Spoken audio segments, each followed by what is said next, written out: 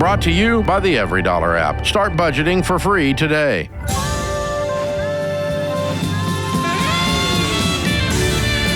Normal is broke and common sense is weird. So we're here to help you transform your life. From the Ramsey Network and the Fairwinds Credit Union Studio, this is The Ramsey Show. I'm Dave Ramsey. George Kamel, Ramsey personality, #1 best-selling author and co-host of Smart Money Happy Hour, is my co-host today. The phone number is 888-825-5225. The call is free, and some say the advice is worth exactly what you pay for it. Brenna is with us in Las Vegas. Hi, Brenna. How are you? Hi, I'm good. Thank you so much for taking my call. Sure. What's up? I have a question for you. It's in regards to whether my husband and I should be working harder, looking at debt, and how to deal with contentment and mom guilt at not being able to give my kids everything that I think they deserve. To give some backstory, we're on baby step 4, 5, 6. We have 2 emergency funds. We have no debt. My husband and I both work part-time, so we get to spend lots of time with our kids. That we easily pay all of our bills.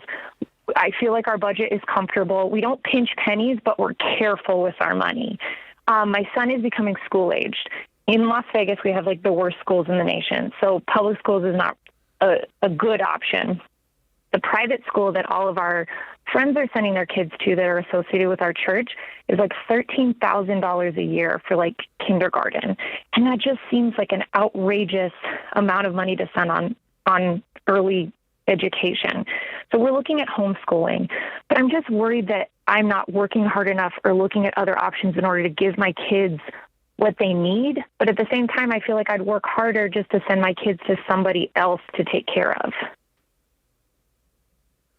Wow. You have a lot of guilt going on. A lot of different labels of guilt. I mean, it's all over the place. I don't know if I can get to all of them. Well, I mean, it's just choices is what it comes down to. If you want to do the private school, you're going to work more, right? Yeah. That's your trade-off. And if not, you're going to do the homeschool. And there's a trade-off there, too, by the way. Right. People who homeschool will tell you there are 2 camps, the ones that love it and the ones that viciously hate it and put their children in another school as fast as they possibly can. So all homeschooling is not for everyone. I think our children would probably be dead if they were homeschooled. I probably would have killed them. And Brenna, if I told you your kids would end up just fine if they were homeschooled, if they went to private school, would you feel better about the choice? If you looked into the future, they were great kids regardless, which one would you choose? I mean, personally, I had my kids for a reason. I love hanging out with them. I think I want to homeschool. That's what my heart is leaning towards. What's wrong with that, what my husband and I are leaning towards. So what must be true for you to homeschool financially? Oh, I mean, we could do it right now. Financially, we're good right now. So what's the question? Why would you not do that? I guess I just watch all of our friends and like my son's friends, and like they're going to go to this like expensive private school, and like I guess that's an example of just like I can't give my kids everything in the world that they want, right? Like I know that's not feasible, and that wouldn't even make good kids because you got to tell kids no in order to be good people. Mm-hmm. But at the same time, like I just worry like. Oh, what if my kid doesn't get a step up? The answer, though, is this: we're not trying to raise great kids. We're trying to raise kids that become great adults. And so, What methodology does that? Is the secret sauce for them to be successful adults someday that particular shiny private school? Answer: no. Is the secret sauce for them to be wonderful, successful adults someday homeschool for 100%? No. The secret sauce is you and your husband being good parents and guiding them through whatever educational process you use, where they don't lose their dadgum minds in the process of getting an education. But where we get dislodged is where we think that if they don't have this car, they're not going to be successful. If they don't wear these clothes, they're not going to be successful. If they don't go to this school, they're not going to be successful. When those are not these are not the pre-indicators of success. Pre-indicators of success are what you said earlier. They learned the word no. They're grateful. They're not entitled. They're kind and compassionate. They're people of strong integrity and strong work ethic. They know how to do hard things because mom and dad taught them how to do hard things. Because there's a whole bunch of people in America who don't know how to do hard things anymore. And if you can do hard things, you immediately stand out from the crowd. And so these are the indicators of future success with your children. It's not what school they went to. And then you want to fast forward that all the way out to what college they went to, which is the biggest joke on the planet. What college you go to has zero correlation with success. There's no piece of research that's ever shown that. And yet people still pay, 25x to go to a certain college because I went to that college, and that, as if that is the secret sauce. It's really a trophy for the parent to say, look at my reputation. It's parent trophies. Look where my kid went. For some of your friends, they're parading these private schools in front of you as a trophy for the parents. They're doing it for themselves, not for their kids. Right. It's like some kids in travel sports. The reason they're in travel sports is because dad has an issue. Dad never made it pro, so his kid has to. Yeah. So, if you don't think he has an issue, just watch how he treats the umpire. This is all there, right? It's all the same thing. So, yeah, that's where it comes down to is just my overall rant or whatever there is. It's a really cool question. I love your question, by the way. Is my reaction to it, though, is to major in the things that actually do cause success and discard the things that don't, that other people count on. Okay. And then that helps me with my contentment. So that's awesome. Thank you. Take it over into another bucket and say, okay, does buying a really nice car cause success? Absolutely not. But a whole bunch of people buy the car to appear successful, to appear that there's something they're not, to impress someone at a stoplight they'll never meet and they have a $1,200 car payment, right? And I've done that. I did that when I was 23. I bought a Jaguar for other people to look at. Not because I wanted a Jaguar, because I was a shallow little turd, and that's so you see what I'm saying? And that's the wrong measure of success. It'll lead you down the wrong path. Giving a 16-year-old a Range Rover doesn't mean you gave them everything. You just created a real expensive disaster that's waiting to happen. And it happens. I see people teenagers driving brand new SUVs because the parents said, "I want to give them everything.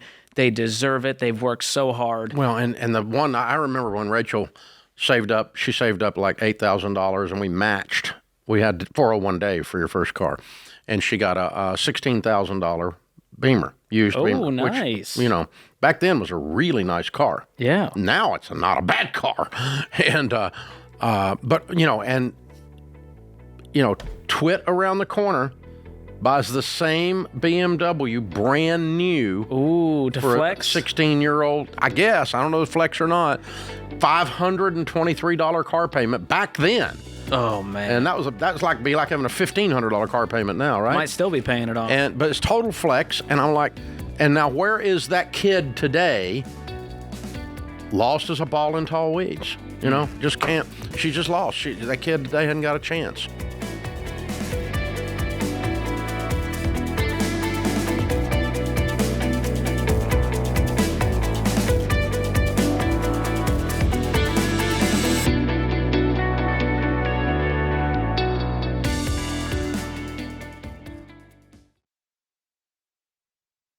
Hey guys, it's Rachel Cruz.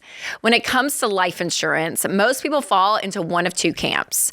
The ones who make a plan to protect their family, and the ones who hope everything will just work out. But hope isn't a financial plan. When you get married or have kids, your money decisions aren't just about you anymore. Your income helps keep the lights on, pay the mortgage, and put food on the table. And if something happens to you, will your family have protection or uncertainty? Well, at Ramsey, we recommend term life insurance that 10 to 12 times your income with a 15 to 20-year term for the years that your kids are at home and your mortgage is still being paid off. That's why Winston and I have our term life coverage through Xander Insurance. They're an independent broker who works for you, shopping all the top companies to find the most competitive prices on coverage you need.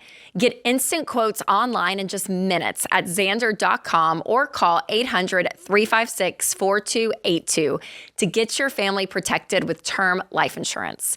That's Xandr.com or 800-356-4282.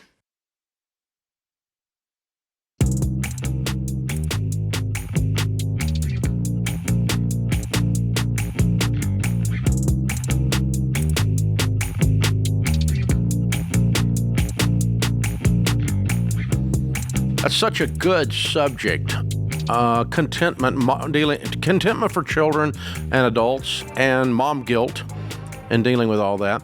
So you don't have mom guilt or dad guilt if you understand, or to the extent you understand. I guess none of us do this perfectly, but to the extent you understand what causes children to develop into successful adults.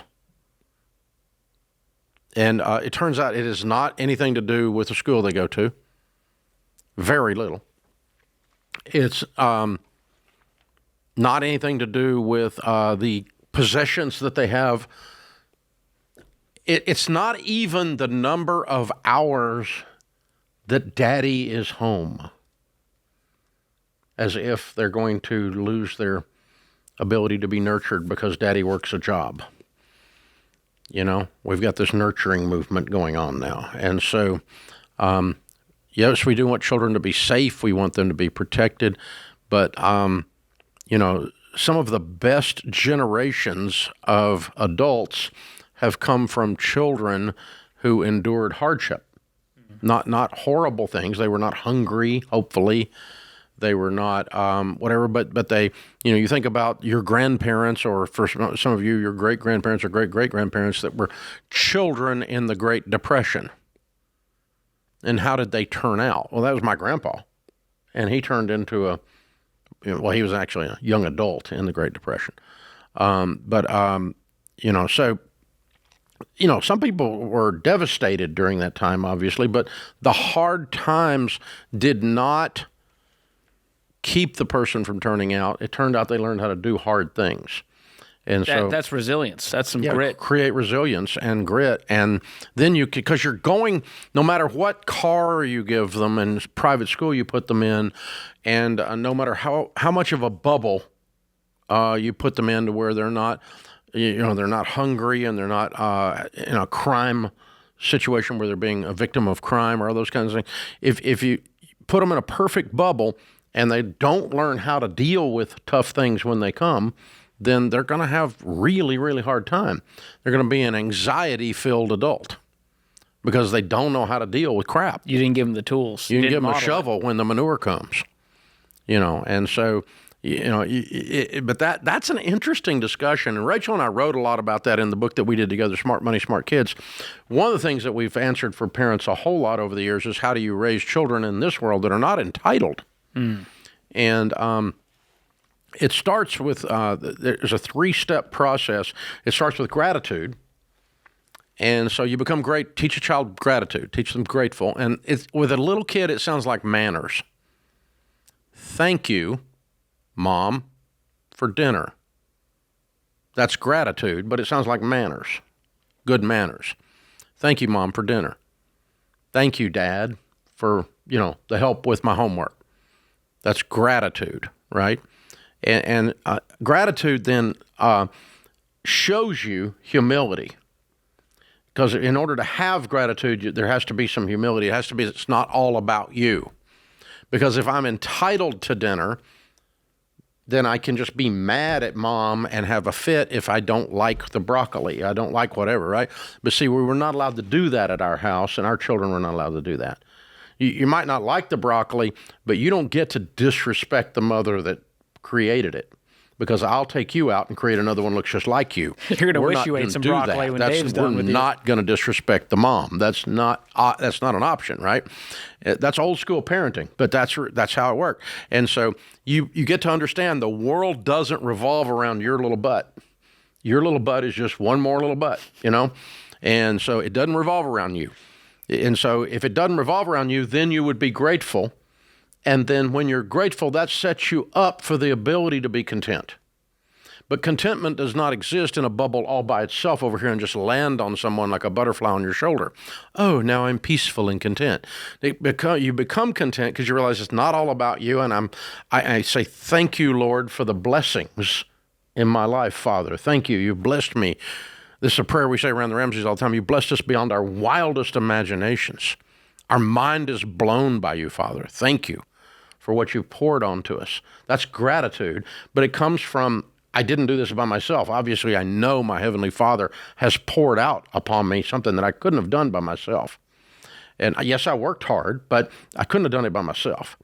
And so then out of that, you set yourself in a spiritual position to be content. And when you can teach children that in this culture, they have a superpower. Then they're totally good to not upgrade that car with a payment. They go, I'm good. My car works. It's fine. Yeah. And they don't say stupid stuff like, I work so hard, I deserve. You don't deserve anything. Shut up. When you have the money to pay for it, that's when you deserve it. Until then, you're a whiner. Call the wambulance, right? I mean, wah, I work so hard. Oh, shut up. We all work hard. Wah. I don't meet anybody who says, I don't work very hard and I deserve it. Nobody says that. Of course you work hard. Shut up. Now go make some dadgum money, live on less than you make, get yourself out of debt and save up and pay for something, and then you can say, I deserve it. But until then, that's just a dangerous word. I don't deserve $1,200 car payments. That's just dumb butt. You don't say that. Those are kids who grew up into adults but never actually became adults. Yeah, it's kind of the reverse. They're children that became children. Stunted growth. They become grown children.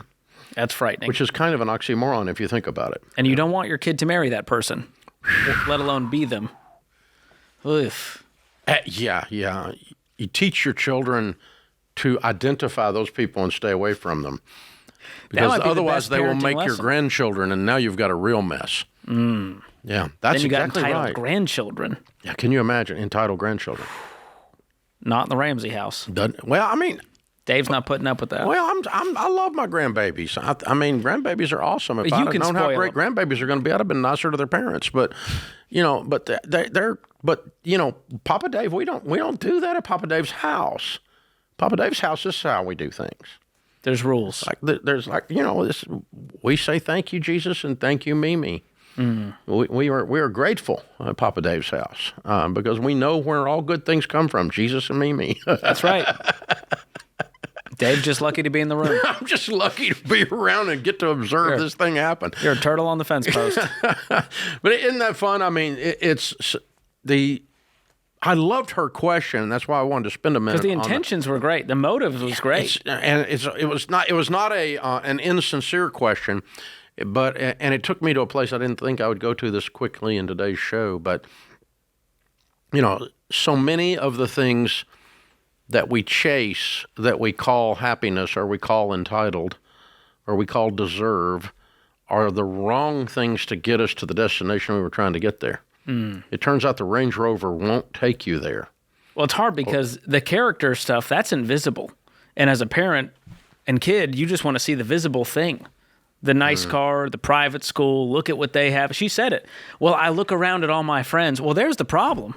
Stop looking around because it'll lead you to that discontentment. Yeah, get off of Facebook and Instagram. Yeah. Get out of the carpool line. No one puts the crap in their life on Facebook or Instagram. They only put the highlight reel. It's like, oh, Rachel used to do that thing. It's like no one puts on there the 1993 Honda #blessed. Nobody does that. They always put the new thing on there. This the thing I can't shiny afford. New car with a bow on it. Look what my husband got me, a Lexus with a red bow. Whatever. It doesn't get as many likes on Instagram. Yeah. And if that's what you're chasing, no one puts, good luck. They don't put, your child having a meltdown 3 years old on the cereal aisle, and everyone who's ever had a kid had one that just lost their mind in the grocery store at least once. And it's like, they don't, we ought to post that stuff. I'm willing to. I've got a 3-year-old and a 1-year-old. That's a Tuesday in my house. Well, you shouldn't do that because then they'll have a digital tattoo the rest of their life. Oh, somebody will pull that up when they're running for Congress.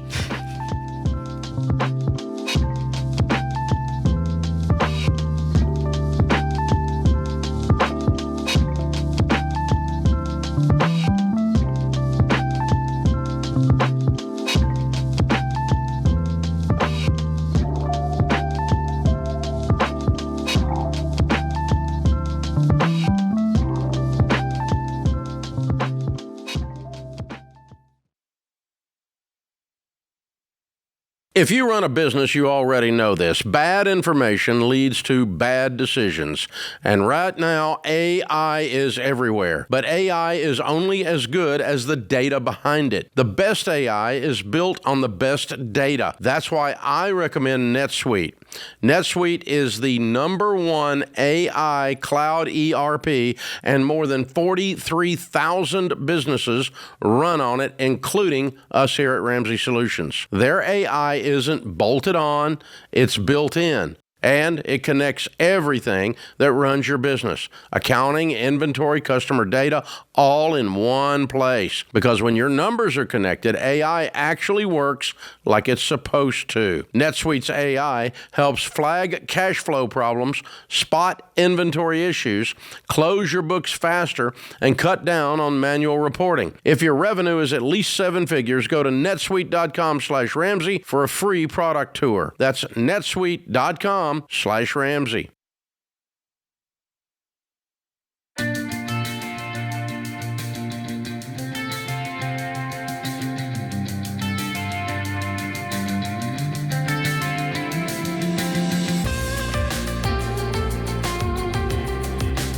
Todd is with us. Todd's in Topeka, Kansas. Hey, Todd, how are you? Good. How are you? Better than I deserve. What's up? Well, so we agree that debt is probably not a good thing.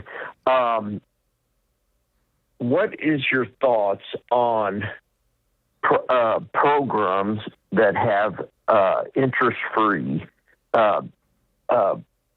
like for tractors, cars, something like that?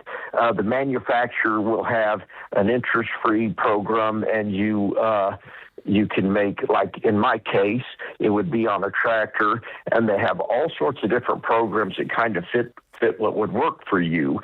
But I like the thought of using other people's money for free. Mm-hmm.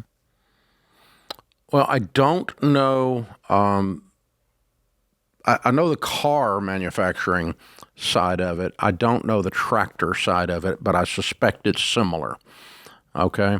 In the car world, the only way you get an interest-free loan on a brand new car, 0 interest, is you pay sticker price, which I don't know why anyone would pay sticker price, because I'm going to buy a new car, I'm going to buy it for a lot less than sticker.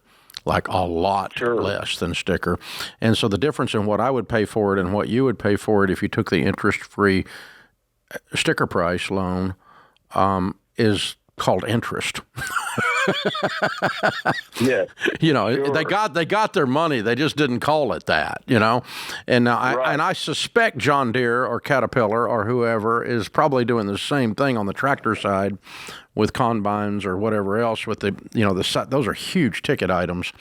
And I suspect they're there. Let me just tell you, there's no instance that you can loan someone money for free unless you're making up what would have been the interest somewhere else. Someone's paying interest on the borrowed money somewhere. And so it's built into something somewhere. Or, you know, in other words, or they're just taking a little less profit and calling it an interest-free loan, right? Because banks don't loan money interest-free. And so organizations don't lend money interest-free. And if they do, it means they're making the equivalent of interest somewhere else, or they're going to go out of business. Agreed?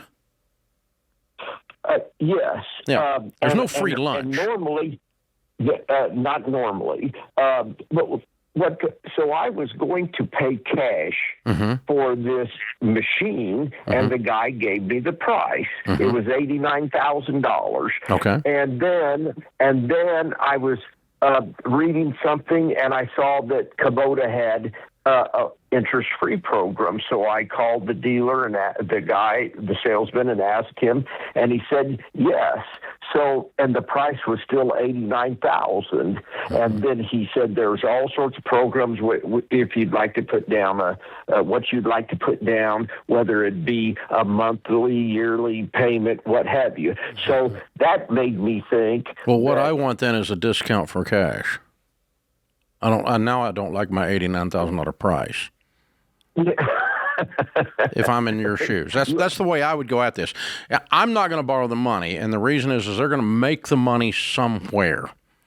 And then number one. Number two, as I've studied wealthy people, I've never met a single millionaire that said, the way I became a millionaire was I parlayed all these nothing down 0% interest things on my Kubota, and that's how I became a millionaire. Never have I met a millionaire that said they did that.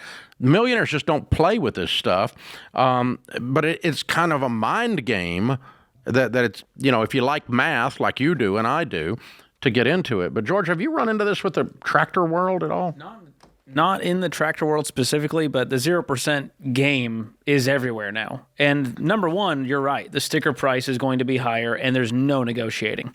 So you're not going to get any cash discount. That's what you're trading off here. And number two, they're hoping and knowing most people won't pay it off in that 0% promotional period, which then triggers all of the interest. So he might be the exception to the rule because he has the cash, but it's still adding risk, and he's still getting a worse deal by going for this.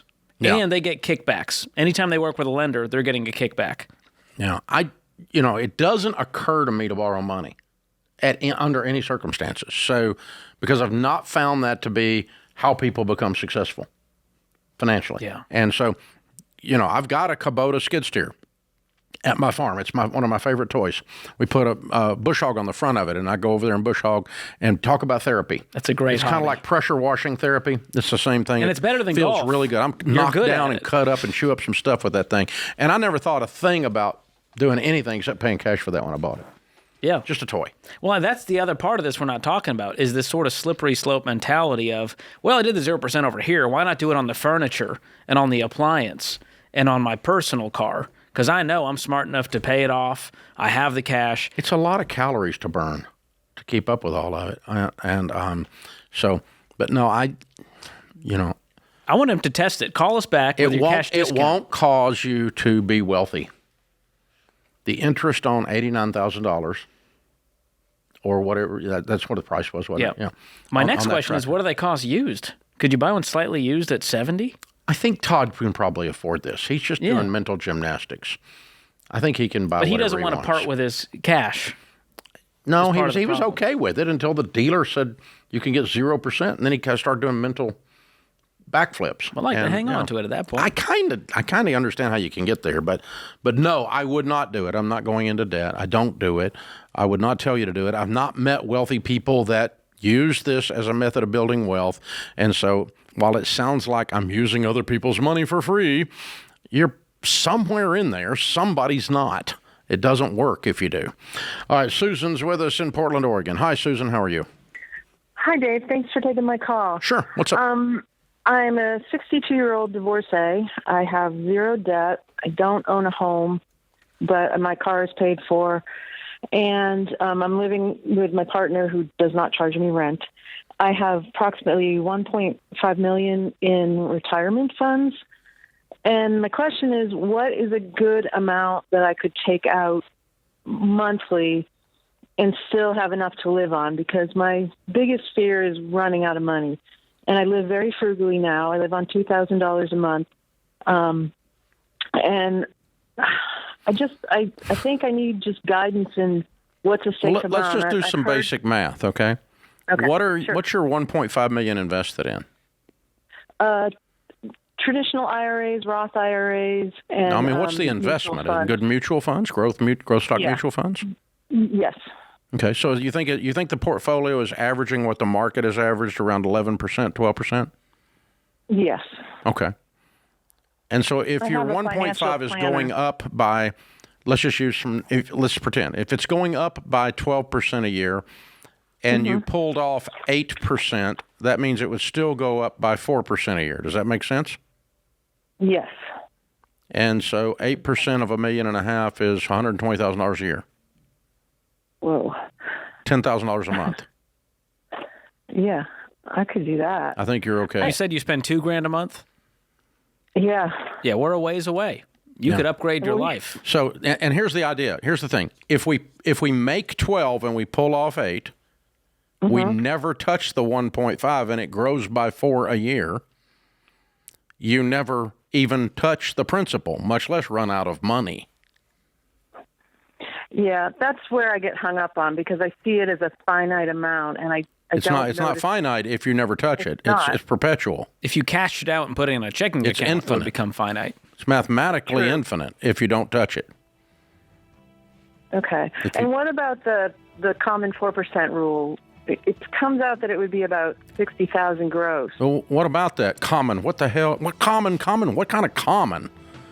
I mean, why do we want to be common? I don't want to be common anything. What's funny You're is reading the internet. The guy who That's came just up dumb. with that came out and said, that was way too conservative. It's probably more like 5.5 for me now. Who knows what it is? If the inflation rate's 4 and you pull off 8 and you leave 4 in there, there's a common rule. Let's go with that common rule. I just made up a new common rule. Gee.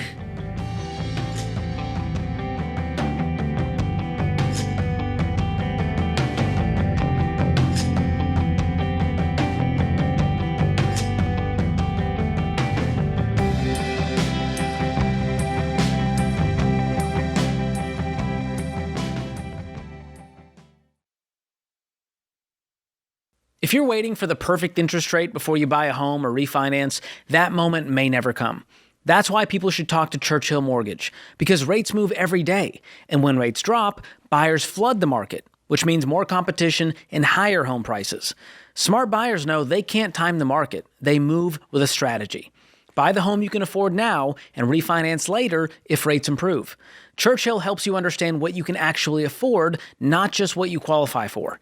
And with their certified homebuyer program, you can get fully underwritten before you shop, so you can make moves faster and make stronger offers. And right now, Churchill has a special offer only for the Ramsey audience. Go to churchillmortgage.com/Ramsey offer to learn more. That's a special website. Remember this, churchillmortgage.com/Ramsey offer. This is a paid advertisement. The Churchill Certified Homebuyer Program is available for qualifying borrowers and select loan types only. NMLS ID 1591, NMLSConsumerAccess.org, Equal Housing Lender, 1749 Mallory Lane, Suite 100, Brentwood, Tennessee, 37027.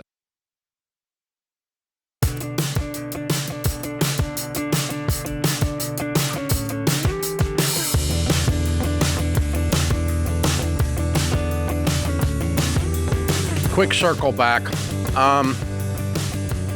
The financial world, the world of CFPs, Certified Financial Planners, financial advisors, financial goobers who get degrees in finance like I did, a bunch of nerds in a pile, often become Pharisees.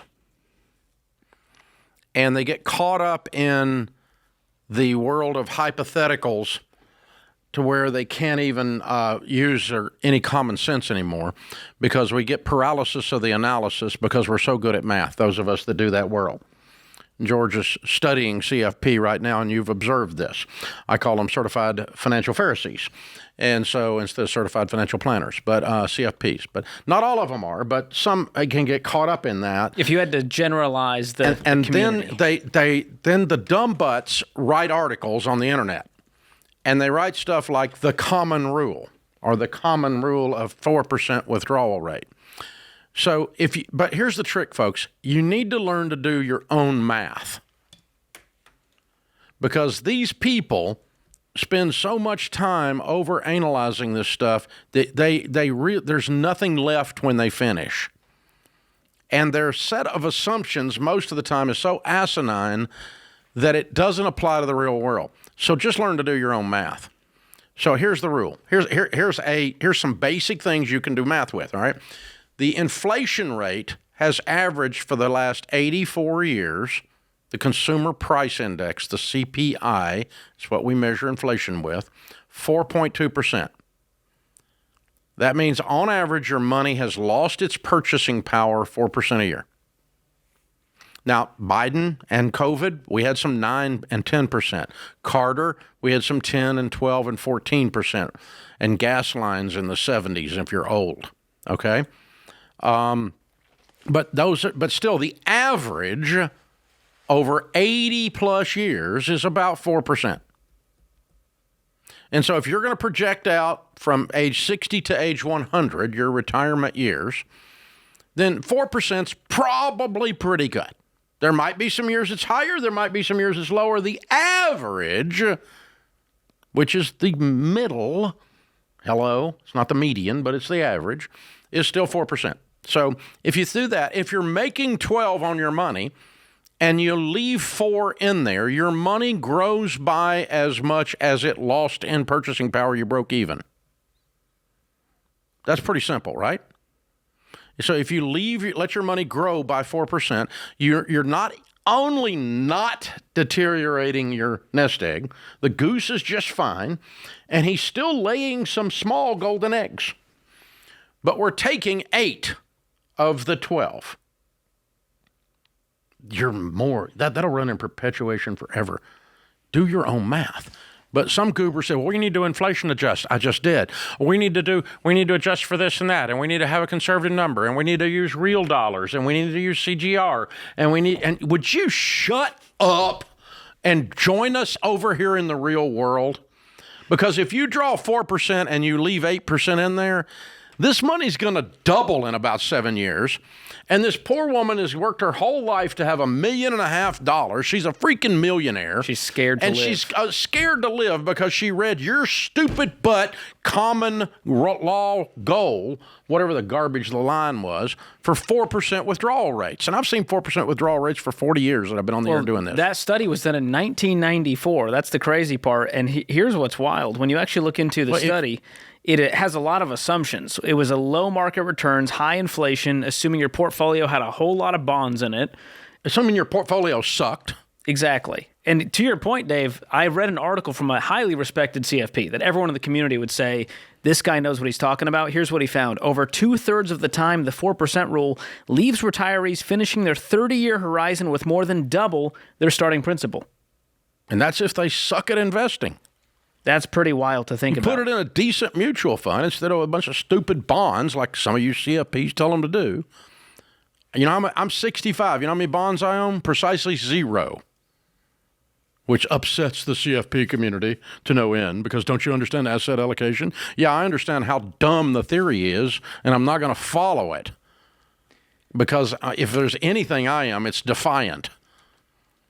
I'm 100% defiant of stupidity. So, you know, and I'm not wearing a mask either, so shut up. I mean, I'm just defiant, right? He likes to go against the grain, guys. Have you not guess figured what? it It's out? worked out really good for me. So here's the thing. If you make 12 because you've got good growth stock mutual funds and you get average market returns, the S&P, the Standard & Poor's 500 is average 11.8.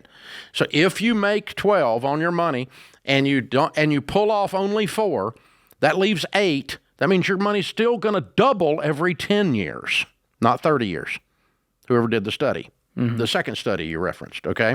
So that means her $1.5 million, she's 62 years old, and at 72, she's going to have $3 million and have lived on 4% because she was scared by your stupid butt analysis on the internet. See, this makes me livid. When you put out bad information and these people work their whole lives and now you've still got them on beans and rice because you overanalyze everything in your pharisaical mindset. You're killing me out there. And then Dave Ramsey makes people poor. No, Dave Ramsey made them rich so they don't have to worry about people like you. That's what, oh God, the 4% rule. Did I get hyped up on that? But anyway. His blood pressure. If you had one of these watches on, it'd be like, hey, you need to take a walk. Well, because these people have worked so hard. It's hope stealing. I mean, they're going, well, you need more. Hope stealers. Nope, you need more. You need at least $7 million. $1.5 million, and it's still not enough. It's still not enough. It's like Zillow came out with an article last week. 243 cities. It takes $1 million to buy a starter home, and they put out that as the clickbait headline. When Zillow's own data says that the typical starter home is $199,000, but they managed to find 242 cities in California. They cherry-picked the highest cost of living areas. That have $1 million starter home. Well, guess what? You don't need to be living in those stupid cities if you're buying your first house and you're a broke newlywed. So you can't live in Manhattan. It's too expensive. But Zillow puts out there as if The first-time home, they're stealing everybody's hope. First-time home buyers are all out of the market because 242 cities have $1 million starting. See, that's just a freaking lie is what that is for clickbait. And gets people fired up when the average starter home right now in America, this moment, according to freaking Zillow, is $199,000. This is how dumb these people are. Well, they cherry-picked it. Now they're going, hey, check out our site for affordable homes Exactly. today. And so this is why you can't trust people like Zillow. Because they're going to clickbait you into believing something that's not true according to their own data. And the 4% withdrawal rate is not true according to marketplace data that has been around if you can do basic sixth grade math. So if you're invested in good mutual funds, you can withdraw 6 to 8% and never touch your principal. Dave, and leave 100% of your nest egg to your kids. And so if you got $1 million, that's $60,000 to $80,000 a year, and never touch the principal. It will grow. It's crazy. This CFP, that is a 4% which, again, rule. it's one of the CFPs. He even said at the end of this, using linear return projections, he found a retiree could safely withdraw roughly 6.6%. That's coming from a respected CFP. So to say that you can't do 6%, you're going to run out of money is hogwash. 8% for that matter, and they're still not going to run out of money. So 4% is way too conservative. You'll end up, you'll have a good problem. You'll leave a whole lot of money, but in the meantime, you didn't live your life. Yeah. So I've got a buddy that's, he's my age, he's 65. He's got 3,000 bottles of wine in his cellar. That's There's a no nest egg right possible there. way he's going to drink it all. It's the same thing. He's never going to get through that wine. He's not going to make it. He's not going to make it. He's going to have to sell off some of it or leave it to his kids. His kids will be like, well, what do we there's do no with this? possible way. Same thing. You can't. It's impossible to destroy a collection of that size in your lifetime. It's the same exact scenario.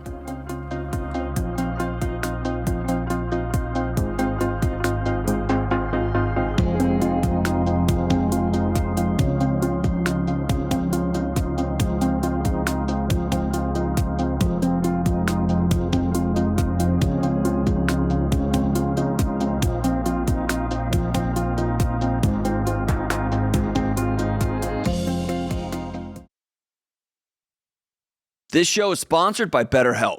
Summer is here, and whoa, everything changes this time of year. The kids are out of school, routines are out the window, you're traveling more, probably sleeping less, and if you're not careful, you and your family can end up running on fumes. I know, I'm running on fumes right now. If you don't take time to slow down and take care of yourself, all that stress is not just going to disappear.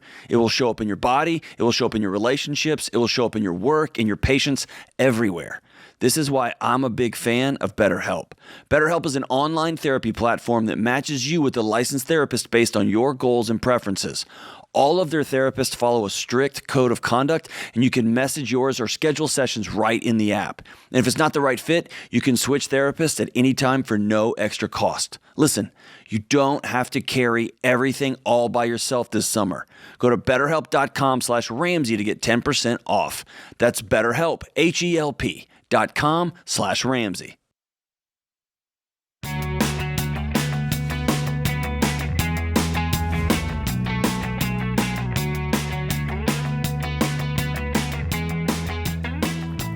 Welcome back to the Ramsey Show in the Fair Winds Credit Union studio. Philip is in Charlotte, North Carolina. Hey, Philip, what's up?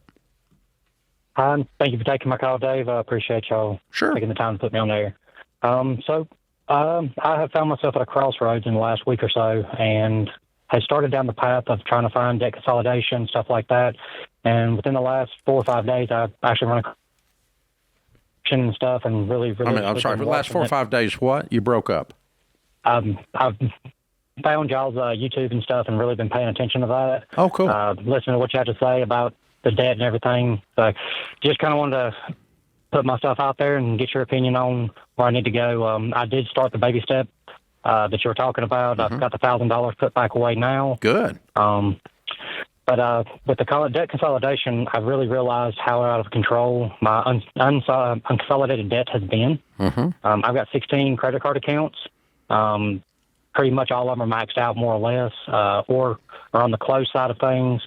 A few of them are in collections, and I actually got a lawsuit not too long ago that did not go through. The court did not find in that company's favor, but the attorney has been reaching out wanting to settle. So we're trying to tackle this debt and get back on track entirely. Kind of want to see what the lawsuit was on a credit card that was unpaid? Yes. Okay. Okay, good. And how much total credit card debt on the 16 credit cards? 83,172. Okay. All right. We have a sponsor that I want you to talk to called Guardian Litigation. And what they do is they are not debt consolidators, but what they do, they're attorneys, and they go and set up a plan with each of them. So it works a lot like debt consolidation, but it's not debt consolidation, and it's a law firm. So you've got representation built in. And they do a really good job on situations like yours. Now, if you got $8,000, it's not worth messing with. We'll figure it out. But you got $80,000 on 16 accounts, and this is really what they specialize in. Yeah, and that website for you is guardianlit.com/Ramsey Phillip. So at the end of this call, jump on there, and they can at least help with that side of it. What's your household income? So me and my wife together, we have So me, myself, yearly is about $58,000. She's about $41,000 after taxes. We have not had our bank accounts together. We've had family account and then separate accounts. So that we're actually in the process of merging everything together. Wow. And good for you. The right way. Well, you're starting to do some stuff. I'm proud of you. Good. Okay. Now, how much other debt do you have other than the $83,000 on the credit cards? So we have her car payment, which is she's taking care of that, no issues. We have a boat. No. How much do you owe on her car? I think she owes about $14,000. Okay. You're married to her. We have $14,000 on her car. Okay. And your boat? $19,000. It is up for sale. Currently got leads on it. Looking at it this week. Good. What kind of boat? It's a Carolina skiff. Okay. Good. That boat will sell. Okay. Good. Also got equipment, truck. My truck is paid for. What's your truck worth? I put it up. That I'm afraid of. I actually put it as a package, hoping to sell everything in the equipment in one deal and kind of close out a lot of this debt. But I'm afraid that the truck is probably going to be in the $6,000 to $7,000 range. And I've got $20,000 of credit card debt in the truck with repairs over the last year and a half. Yeah, but you don't have anything. You don't have a lien against it right now of any kind. Not that I'm aware of. Okay, and the equipment is what? Skid steer, trailer, attachments. I've listed everything in the $50,000 range, and definitely will be taking a lot less than that. Mm-hmm. Is that all used for work or just for your hobby stuff? So I used to own a company, sold it a few years back, done really well. Bought property, which is another thing I have. That's an asset that I've got up. Been talking to people about selling it to clear it. What do you owe on the property? Over the last week. Nothing is paid for. Oh, what's it worth? I bought it outright about 6 years ago. What's it worth? I had an offer come through the mail the other day at $60,000. I feel like the property's worth more than that. What do you think it's worth? I spoke to, I feel like it's worth at least $80 with the cabin and stuff. It's a family property. What is mentally messing with me right now is I had it secured for my children, my sons, my father, family. It's a recreation property, and it's really kind of messed with me over the last few days of realizing I've got to liquidate. That's why the equipment, the boat, other assets that I've just frivolously bought over the last couple of years are up for sale, trying to bring the cash flow in to clear it, to keep the land. The guy I talked to said he made a mistake on the offer. Mm-hmm. And then once we talked more, he's like, oh, it's more than what I realized it was. We have a cabin, you have a pond, and all that stuff. And he hasn't got back with me, but that's kind of my last resort. Mm-hmm. But that would clear out 100% of everything. The equipment would clear out 90%. How much acreage is one that? Large debt. 15 and a half. So what are you hunting on it or what? We do. It's a hunting property. We don't get to go to it as much. Pretty much yearly, we get there 1 week, and then every couple of weekends with fuel and stuff. And can't afford to pay my bills. Can't afford to really go up there and maintain it. That's what the equipment was for. Was maintaining that property, do a little side job here and there, stuff like that. Okay. Really you got out over your skis is what happened. Yeah. Absolutely. All right. Well, here's the thing. You're not defined on... Lots of people hunt deer with permission on other people's property. Most people hunt deer on other people's property with permission, not their own hunting property. So I'm with you that we try to dump everything else and keep this and keep it clear. That's fine.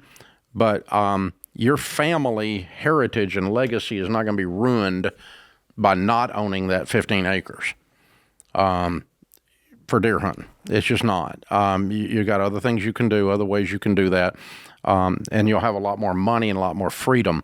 But yeah, you just stacked up a bunch of stuff is what you did. You got yourself in a pinch. Well, the best legacy to leave is you becoming debt-free, you building wealth for your own family. And, I mean, you still got a lot of time to do that. And so I like keeping this as a last resort. He's got kind of a get-out-of-jail-free card by selling this land if he has to. But sounds like he's doing the work to sell as much as he can and then use his future income to cash flow the remainder. And he could be out of this thing much sooner than a normal caller. Yeah. Yeah. Because I'm looking at least $120,000 a day. I'm going to look at the $83,000 in credit card debt and say, that's the equivalent of the land. How long have I got to stay in that in order to keep the land? Because in a very real sense, you're just paying that off to keep the land.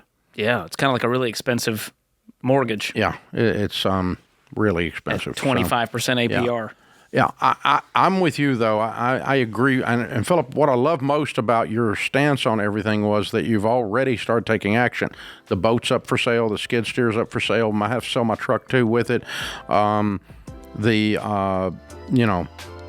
We're looking at the offer on the land. We're combining our accounts. We've already got the $1,000 set aside. So you're already making moves. You're going to be okay. You're going to work your way through this. You're not going to lose it because you're a man of action. Yeah, the willingness to sacrifice is the key determining factor for him. Yep, exactly. And then if you get down to it and the smoke clears, you still need to sell the land, sell it. You can deer hunt somewhere else.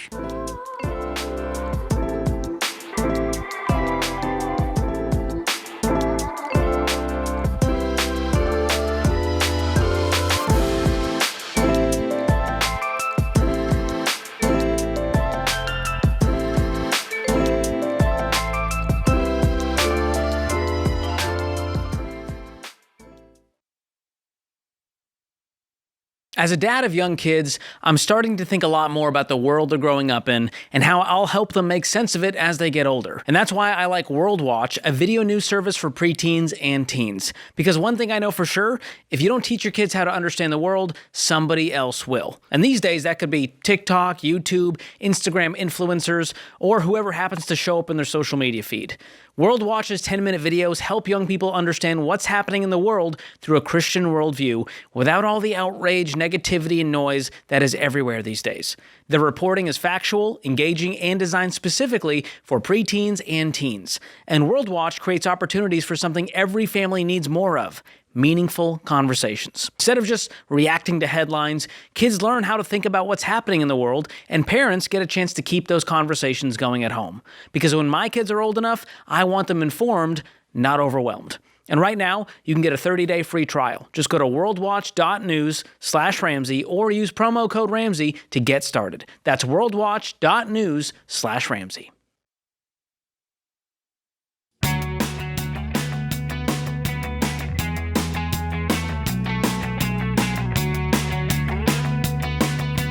Our EveryDollar app has its own fan base now. This app allows me to keep my budgeting goals organized. I love the projection on when we'll be debt-free and my estimated net worth.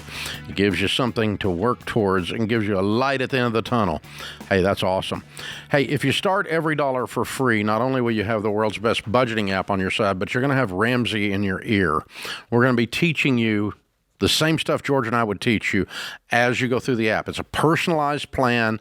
We're going to walk you through the baby steps, the fastest way out of debt, the fastest way into wealth, and it's free. Go to EveryDollar in the App Store or Google Play. Isaac is in Salt Lake City. Hi, Isaac. How are you?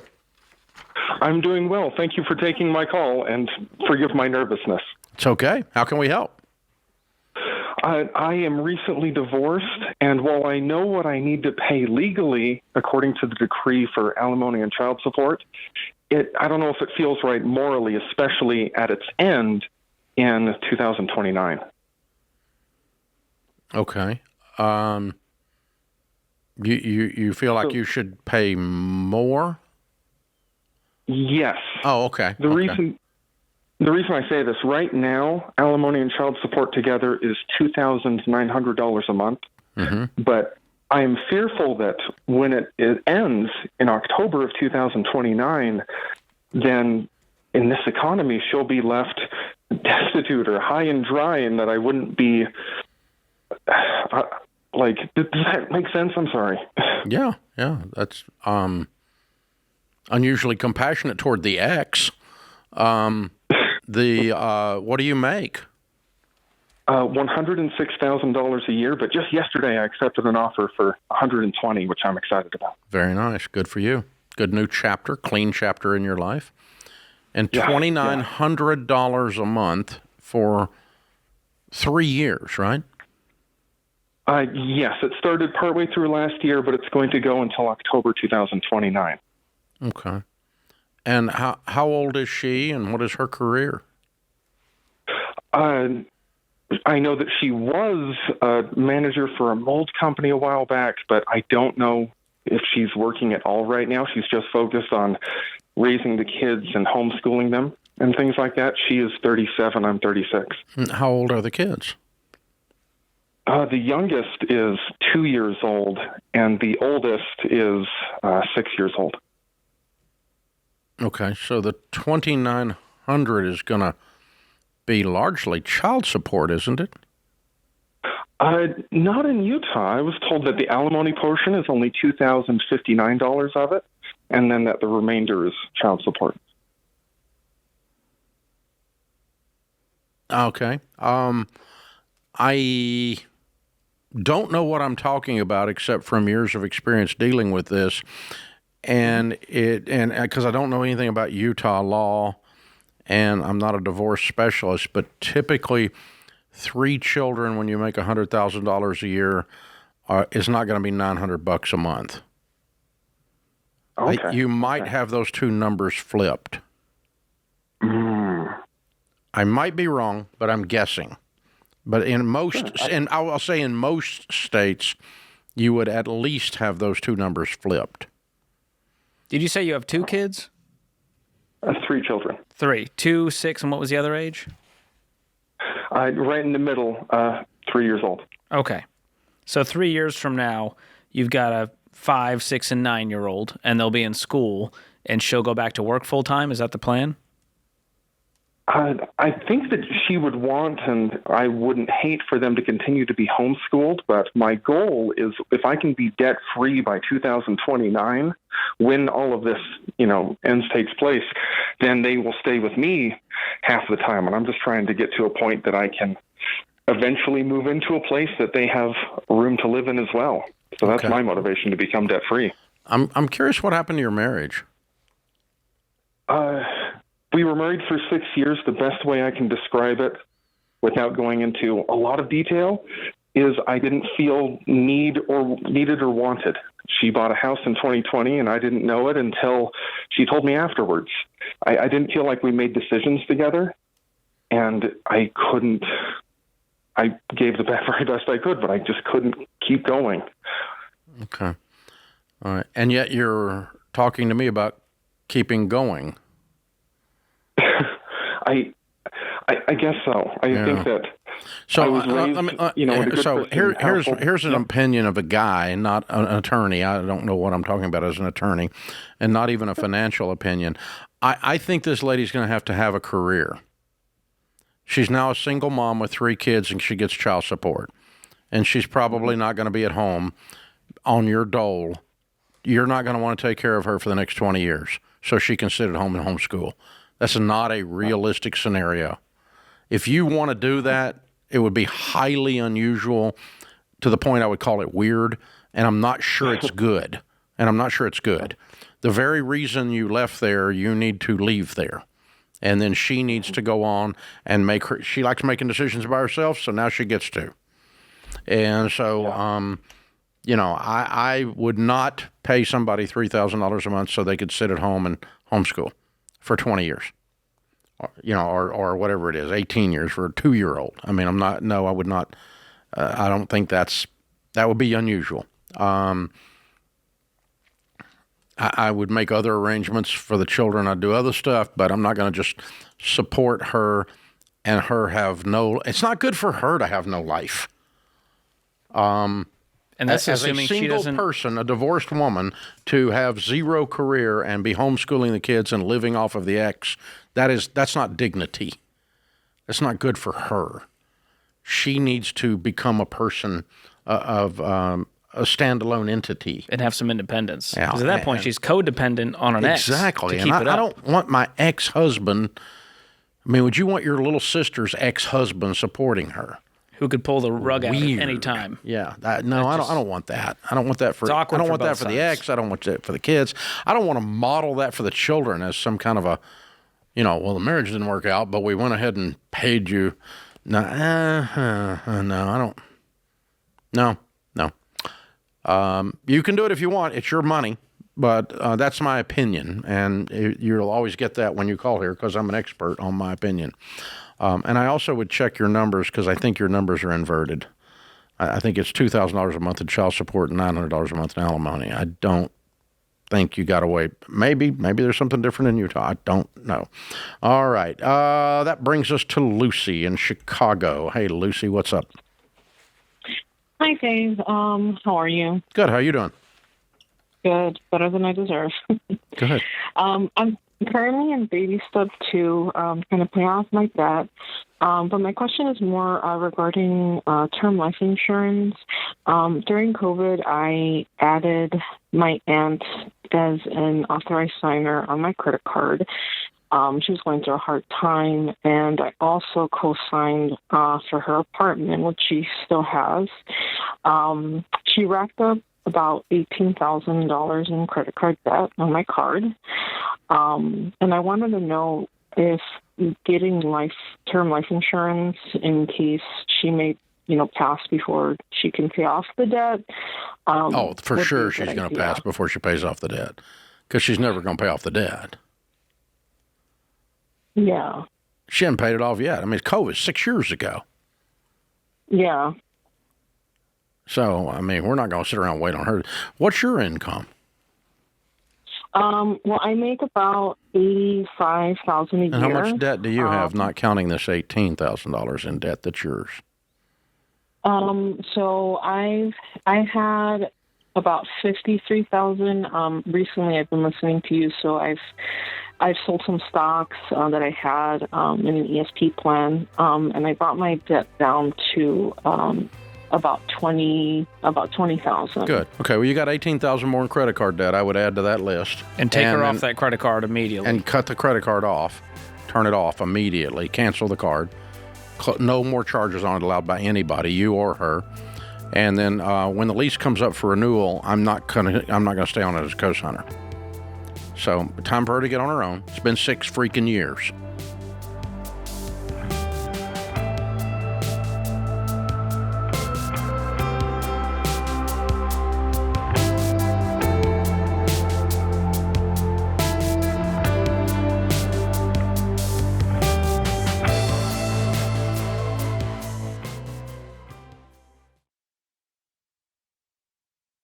Okay, guys, let me ask you something. What would it take for you to switch your bank? Because if you're still earning next to nothing on your savings, you need to check out Fairwind's Credit Union. And I know what you're thinking. It might sound like a hassle. Moving your direct deposit, updating bills, getting a new debit card feels like a lot. But here's what most people don't realize. Staying where you are could be costing you hundreds of dollars every year. Y'all, the average savings account pays less than 0.5%. So let's say, for example, you got $20,000 saved. You might earn around $70 a year. But with a Fairwinds high yield savings account earning 3% APY or more, that same money could earn you over $600.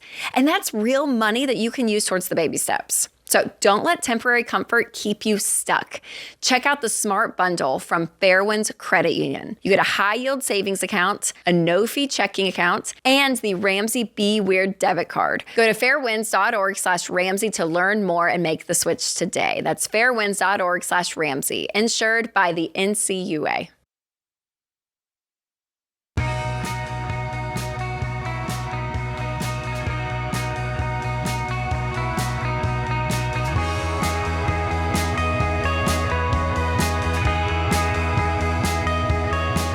Well, we wish we could get to every call and every question here on the show. If you got a money question and can't get through, head over to our website at RamseySolutions.com and use the Ask Ramsey AI tool. It's built and trained on only Ramsey data. 3-4 years of this show answering questions fed into it. All the books George and I and all the others have written fed into it. All the articles on Ramsey fed into it. And so you will get, and we're constantly putting more Ramsey data. And guess what? There's no other trash from the internet fed into it. So it's impossible for it to answer as poorly as Reddit would. Which is what AI is actually pulling from, shockingly. Yeah. Or TikTok or whatever. So if you want a Ramsey answer that has only Ramsey data in the AI tool, it's going to give you, it's going to be almost as smart aleck as I am. It's that good. So check it out. Ask Ramsey. It's completely free. And so if you're sitting having a conversation over the 4th of July with your relatives or something and you have an argument, let's go ask Ramsey. We'll settle it. That's your ammo right there. We'll settle it. We'll settle the argument right here. We'll know what Ramsey would say. And you'll get the same answer George would have given or I would have given or whatever. So ask Ramsey at RamseySolutions.com. If you're on podcast or YouTube, you can click the link in the description. Sarah's in Charleston, South Carolina. Hi, Sarah. What's up? Hey, hi. How are you? Well, how can we help? Newly married. I'm married a year, and I just learned about my husband's gambling problem. And as far as I know, everything in the bank account is gone. It's in the red. And I don't know the best solution. I have intercepted the mail and seen the debt on the credit cards. I want to say it's close to $30,000. So I don't know if filing for bankruptcy, trying to do the debt snowball, or getting with a debt management program is the best solution. How old are you guys? 44. What's he gambling on? I think it's those slot machine apps and sports. Sports, yeah. Did you say 44? Correct. Okay. And what does he make? Somewhere around $70,000. What do you make? I'm a stay-at-home mom. And we don't share finances, so I'm completely dependent on whatever he gives me. Okay. And you've been married 2 years, so you have a 2-year-old? We do have a 2-year-old, but we have only been married just over a year. Oh, I see. Okay. And we have other children not together. Okay. So you have kids? How many kids do you have other than this child? I have a 19-year-old. Mm-hmm. And what were you doing for a living before you got married a year ago and became a stay-at-home mom with no access to money? I was in manufacturing. Okay. All right. Oh, Sarah, I'm so sorry. Nowhere in this story so far have you said how repentant he is and that he's going to counseling and he's joined Gamblers Anonymous and he's turning over all the spending to you and he's giving up all rights to all money, which is what an addict has to do if they want to stay married. So far, I've not heard any of that. We have discussed making his direct deposit go into an account with just my name. He has been in contact with somebody from our church who runs the men's meeting that is addiction-based. They haven't got together yet, but they have been in conversation.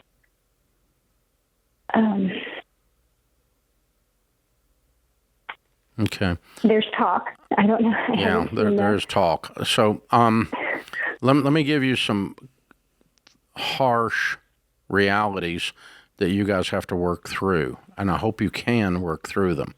All right? But I'm not an expert on addictions, but I have worked with addicts for 35 years because 100% of addicts have financial trouble. Okay? 100% of addicts also lie and manipulate. It is the nature of the beast. And so you cannot trust a thing that's being said. The only thing you can trust are the actual actions. And so he's got 2.5 minutes to get plugged into the next Gamblers Anonymous meeting, and 2.5 minutes to have the pastor at your doorstep, sitting in your living room, coaching the two of you on whether or not this marriage is going to survive.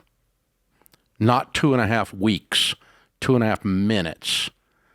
And he needs to turn over 100% of all debt and all finances over to you. He has zero control of anything as a starting point.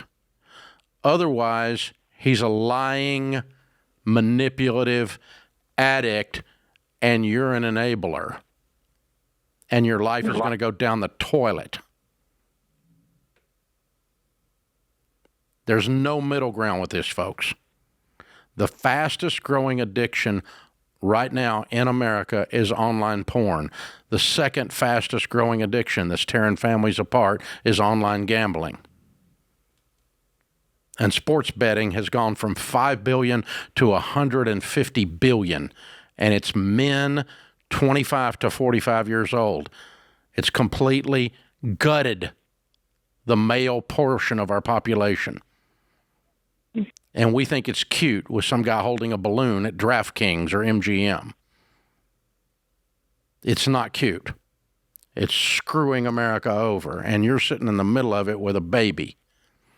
So, darling, I want you to get really angrier than you are right now and tougher than you are right now for the survival of yourself and your children.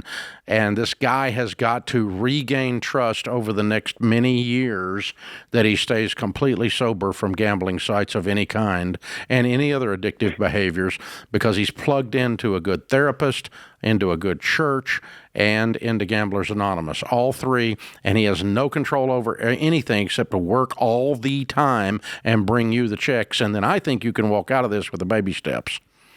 But if you don't do all of that exactly that way, if he hedges on anything, he's electing to exit the marriage, because that's what's going to happen eventually. Eventually, you're going to get tired of this. The third time you pay off all the debts because he lies. If I had him on the phone, I would call him a liar, because 100% of addicts lie. You following me here? Yes. I'm worried about you, honey. Does I'm he worried still about have those babies. access to his smartphone? Because you need to get rid of that thing today and get him a dumb phone that has no apps on it. All he can do is make phone calls. Phone calls and texts to you saying how much I'm working And to pull his clean up credit this report. mess I made. You need to pull both of your credit reports tonight. Go to annualcreditreport.com, pull them for both of you from all three bureaus to get a full picture of what this mess is before we can begin cleaning it up. Because if you treat this like it's a sweet little boy that made a 13-year-old mistake and he's just really sorry, you're going to be broke the rest of your life. Right. Because this is nothing sweet about this. This is evil to its core. And you guys are going to have to, he's going to have to treat it like he just had an affair and he never sees the old girlfriend again. Or we're done. Because I don't need another girlfriend in here. And that's what this gambling is. It's his mistress. You got to treat it that way, okay? Are you hearing me? Do I sound like I'm over the top to you? I hope I do. Yeah.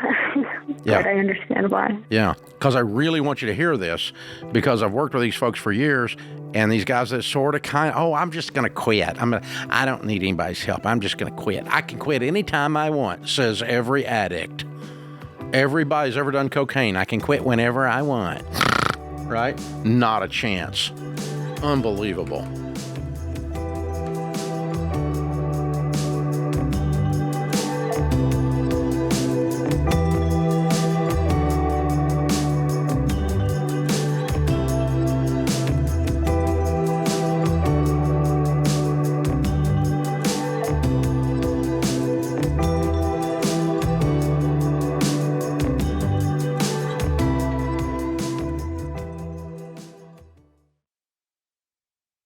If you've had your phone 2 or 3 years, there's a chance it's unlocked. So bringing your own phone is a great way to unlock savings on your wireless bill. You can switch to Boost Mobile to get unlocked. Bring your own device and save big. See, the big wireless companies count on you staying right where you are, paying more than you should every single month. They make it sound complicated to switch. It's not, by the way. And meanwhile, your bill keeps going up. That's not inflation. That's them taking advantage of you. But Boost Mobile is different. They make it simple. You bring your phone, keep your number, and get unlimited wireless for just $25 a month. And that price is locked in forever. No contracts, no hidden fees, no surprises. So if you're tired of wasting money on your phone bill, this is your chance to do something about it. Go to boostmobile.com/Ramsey, get unlocked, and keep more of your hard-earned money. That's boostmobile.com/Ramsey. $25 forever requires customers to remain active on Boost Mobile Unlimited plan.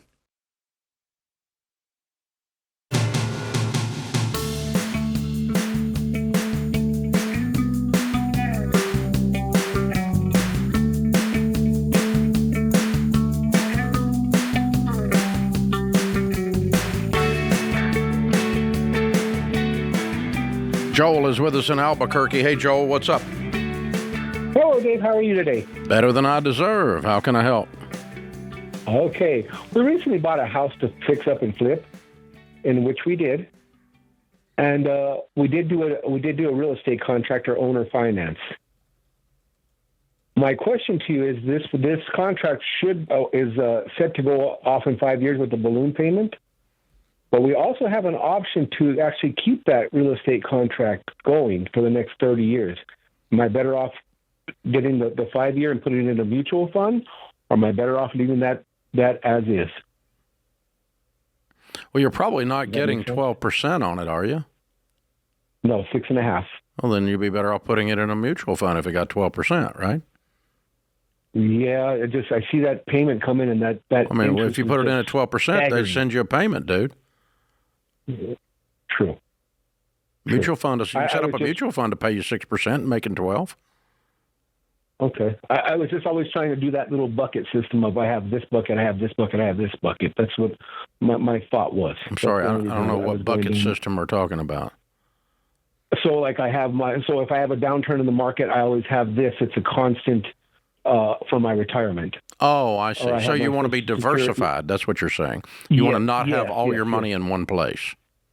Right, just in case we have a downturn in the market or something like that. Okay.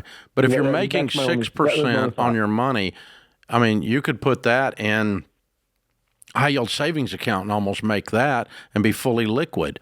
But on this contract, you're stuck. You have no access to the money whatsoever. So the 5 years is better, and then get it in the brokerage account. Yeah, I never carry back paper when I sell real estate for that reason. I don't want the money trapped at a low interest rate.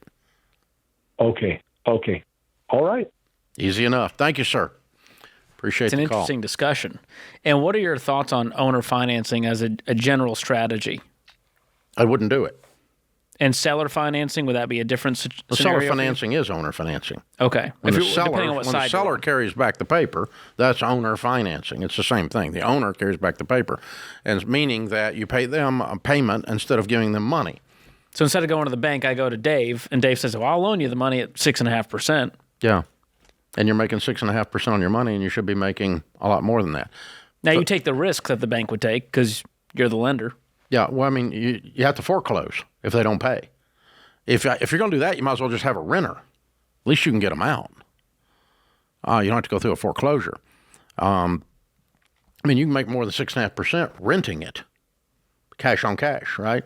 And so I can take this exact same house, put a renter in it, make more money, and have not have to do a foreclosure. I can just do an eviction, and the money's not locked up. Exactly. So no, I can't think of in this interest rate environment where your S&P 500 is averaging upward of 12%, then or 10% plus to 12, whatever in there. I'm not thinking why I would carry back paper at 6. Doesn't make any sense to me at all. No, I would not do that. And here's the thing. You have all of your money invested in a single individual consumer. not a company. That's even riskier. Meaning that little Joe and Susie over here, we bet the whole deal on their ability to keep a job. Yee. And I'm only making 6% on that? That's a lot of risk for 6%. So, no, I'll pass on that one. Thomas is in Canada. Hi, Thomas. How are you? Hi, I'm well, sir. How are you doing? Better than I deserve. What's up? So I recently just got a brand new job and went up in income, and my girlfriend has just recently gotten a job close to where we live as well. I really love this woman quite a lot. Sorry, I'm a little nervous. That's okay. Good for you. And we're looking to I'm looking to propose to her by next year. And I currently have $207,000 left on my mortgage, soon to be our mortgage, and then I also have $2,000 in consumer credit card debt, and I'm wanting to pay that off. Long story short, my question is, how much money should I be saving when paying off a pretty minimal amount of credit card debt? Just want your opinion on that. What do you make now at your new job? I make this is my second month in with my new role. I currently make, I would say I'm on track to about $82,000. Good for you. Good for you. So you'll pay this credit card debt off with the next paycheck. Yeah. Yes. I'm trying to. Then there will be no need to worry about saving money. Just pay the credit card off, Focus and then on talk that. about That's saving right. money. Then you free up You're that talking about ring. saving for a ring? Yeah, yes, sir. I'm saving for a ring. Yeah, I'd like to get. I know you folks at Ramsey have sort of preached. I think a month's worth of salary. Is that what you're going to do? Something like that, right? I mean, this girl rocks my world, Dave. So I'm trying to do more, but she means a lot to me, and she makes me feel really special. And I've been through a lot of junk in my life, and she's that's sweet. The ring has nothing to do with that. Yeah, fair enough. Yeah, I know. If she's going, hey, was this 2 or 3 months of salary? I'd like to know. Then you married the wrong woman. Mm-hmm. Yeah. And there's no correlation between the size of the diamond and the probability of the marriage lasting. Fair enough. 0. Okay. All the other stuff, there's correlation between all the times you told me how great this girl is in the last 5 minutes. There's a correlation between that and your marriage lasting. If you keep doing that over and over for 44 years, you'll be sitting where I am. So, yeah, and by the way, during that time, you can replace and upgrade these diamonds.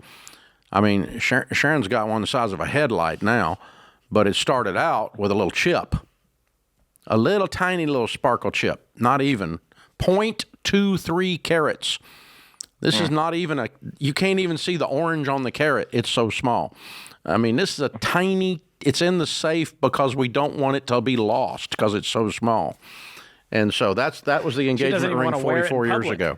So I think 1 month is going to be awesomeness, and I want you to study diamonds a little bit because they're absolutely useless as an investment.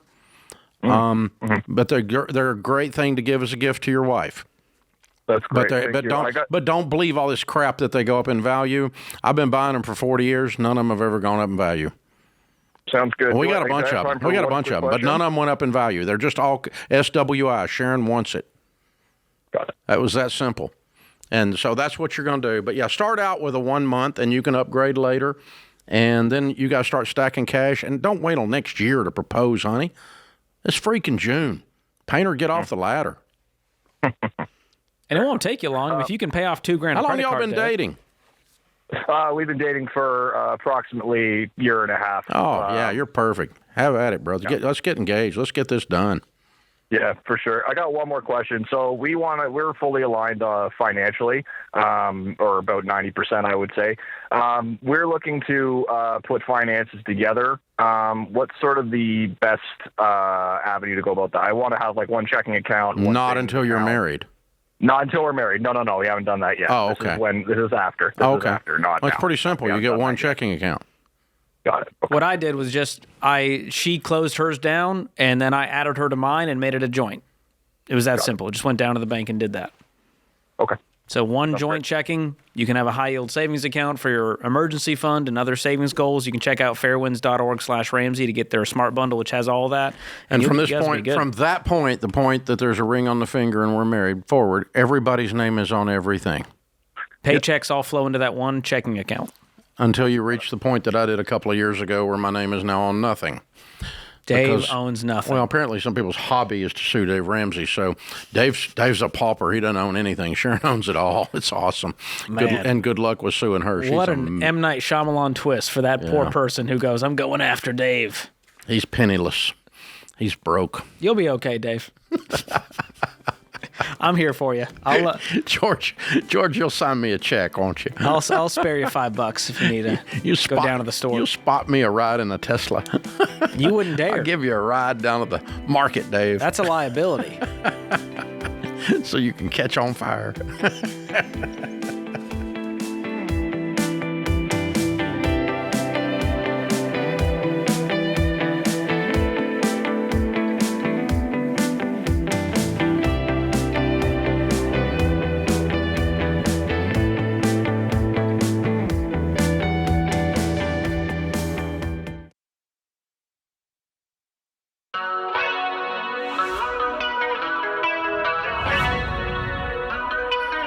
Welcome back to the Ramsey Show in the Fairwinds Credit Union studio. Ariana is with us in Salt Lake City. Hi, Ariana. How are you? Hi, I'm good. How are you? Better than I deserve. What's up? So me and my husband have been working on the baby steps. We've been budgeting pretty much our whole marriage. And we're finally at the point where we're trying to build up our emergency fund. We're debt free. And I am just looking at our budget and looking for anything we can do to be saving more and to build up our emergency fund as fast as possible. And in looking at it, the only thing that I can see that we can move around is our rent and just how much it is. So we bring in probably about $3,500 to $4,000 a month, and our rent is $1,950 right now. Wow. And you've been able to pull off all this while paying 50% of your income in rent. Yes, and I mean we still have a margin of about $300 that we're paying towards our emergency fund every month. But obviously, we're wanting to have a few, more than a few thousand in our emergency fund, in hopefully the next 3 years. And so 300 is just not going to cut it.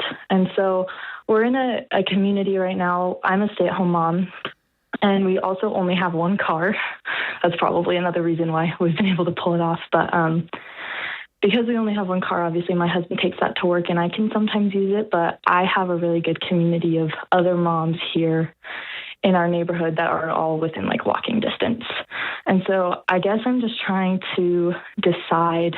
We're trying to decide if giving up that, because obviously my husband will be fine if we move, but giving up that, for me and for my sanity and even for my daughter, leaving her friends and things like that, if that is worth it to be able to build our emergency savings faster.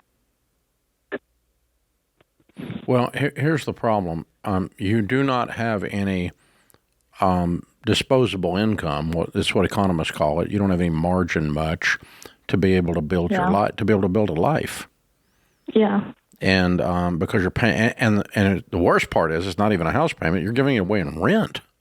That's true. It's a great point. So think about saving a down payment. It would take you guys decades at this point with just a couple $100 to spare. For sure. And to give some context so my husband's also in school right now. And so once he's done with school, we'll be making a little bit more. And then we also plan to get into, we want to own a Chick-fil-A. That's what my husband does. He manages a Chick-fil-A right now, and we want to franchise and own one. And so our goal would be to get in a program where we would be making about $10,000 more than we're making now, but we wouldn't be charged any travel fees or rent because they would be just basically sending us all over the country. And so obviously we know that this isn't sustainable for the rest of our life, but for the next 3 years, it's okay, we're going to be able to save a lot. What's he in school for? A business. Well, he doesn't have to have a business degree to do a Chick-fil-A deal. You don't have to have a business degree. You do. It just gets you ahead to have a bachelor's degree. And we just have decided that a business degree is going to be not necessarily helpful in getting one, but being helpful in like running a good and I'll go along with that. Yeah. Okay. So the question you ask yourself is renting here now with this amount of money in this situation going to take me where I want to be 10 years from now? And all the things that you described for me were out there in the future, and none of them had to do with you being in that house. Yeah, for sure. So I want you to go have that future that you clearly outlined, the goals you set, the vision that you two have, that includes owning a home. And if you need to purchase a $2,000 car and come back and visit the old neighborhood for a while, I would do that before I would stay there paying $2,000 a month. Really? Okay. And, to visit your children and your children's friends and your friends that you've made in the neighborhood, that would be fine. But you've been able to build community there. You will be able to build community wherever you go because that's who you are. It's not a function of the location. And it doesn't sound like his income is going to double in the next year or two. No, it's not. Which is the only way to make this rent sustainable. It's just not. It's not sustainable. It's not going to take you where you want to go. Instead, it's holding you back from where you want to go, which is why you called and why you wanted us to say what you were thinking out loud. She needed the confirmation. Sometimes that's what we do. Sometimes that's what we do. Anthony's in Orange County. Hey, Anthony, what's up? How you doing, Dave Ramsey? Thank you for taking my call. Sure. How can we help? I just have a quick question. So my wife, unfortunately, was diagnosed with a brain tumor in 2023. Lucky enough, she got the surgery. Everything was successful, but she is considered as a disability now, and she's not able to work. Last year, I didn't know that she had a 401k. It's kind of like a 401k, but I forgot the name of it. But we found out that she has $100,000 in that 401k. So we have no debt now, thanks to you. I followed your steps. I was able to clear up all my debt. I just recently paid off $15,000 debt. I'm clear, and I have about $10,000 saved in my savings account. Good for you. Well done. We were thinking of taking that money out, and we were able to take it out penalty-free. The company told us due to her disability. But not tax-free. Money, well, not tax-free, correct. But but the fee for taking it out early, will be waived. What do you make? That money, I make about $140,000 to $150,000 a year. So you're going to lose $30,000 of this $100,000 in taxes then. Correct. Yes, that is correct. And we were thinking of putting some of that money. I was thinking about taking it out in a year because I still have a 1-year lease in my apartment, and we were thinking about putting in down payment for a home since we're debt free. And Dave, I want to borrow Dave, I want to borrow money at 30% interest for a down payment on my new house. I see what you're saying. Probably not. So what can I do with that money then if I save money for a few more years to put it? I would roll it to a Roth IRA, or roll it to a traditional IRA and later to a Roth IRA in some good growth stock mutual funds and let it grow. Is she permanently disabled?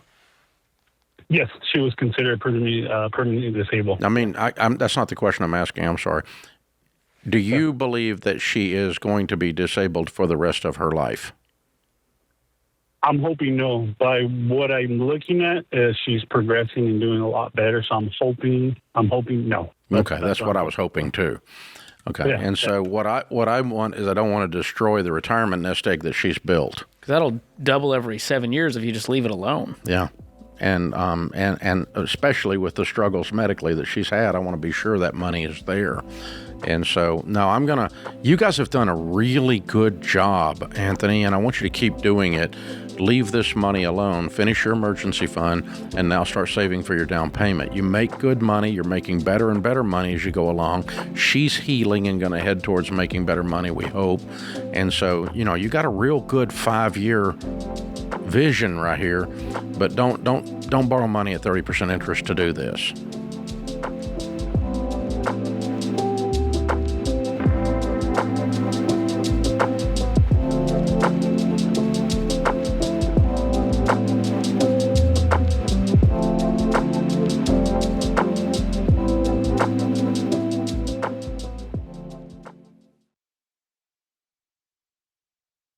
Dave Ramsey here. For more than 30 years, I've been talking to folks on the air, and I can tell you that most people are broke, not because they don't make enough money, but because they don't have a plan. You need to give every dollar you earn a job, because when you do that, something changes. You stop guessing. You stop worrying. You stop stressing. Our Every Dollar budgeting app will show you how to find extra cash, pay off debt, and finally start winning with money. But most people won't do it. They'll keep living paycheck to paycheck, keep hoping things will change without making a change. It's time to say enough is enough. It's time to take control of your money. It's time to start your Every Dollar budget for free today. Go download it in the App Store or Google Play.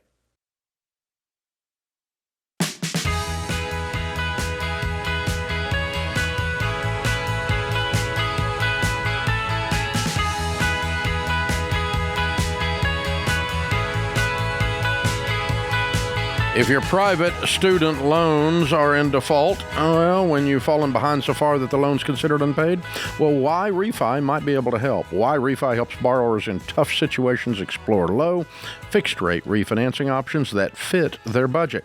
Go to yrefi.com/Ramsey. That's the letter Y, REFY.com/Ramsey. Might not be in all states. Today's question comes from Spencer in Arizona. I moved in with my fiancé over 2 years ago. I've paid for all of our groceries, gym memberships, and household items in addition to all my personal expenses.